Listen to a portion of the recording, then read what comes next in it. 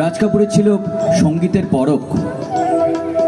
তার স্বাক্ষর তিনি রেখে গেছেন প্রায় সমস্ত ছবিতেই।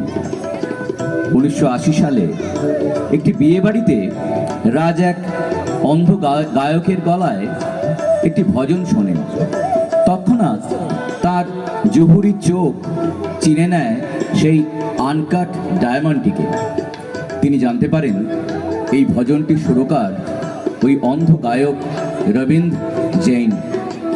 তিনি ওখানেই 20,000 টাকার চেক লিখে দিয়ে ওই গানটি বুক করে নেন।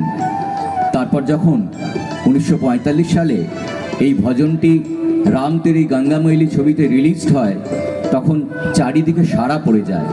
রবীন্দ্র জৈন রাতারাতি তারকা বনে যান এবং বেস্ট মিউজিক ডিরেক্টরের ফিল্মফেয়ার অ্যাওয়ার্ডটি তিনি জিতে নেন। আসুন শুনে নিই সেই অবিস্মরণীয় গান এক রাধা এক মীরা।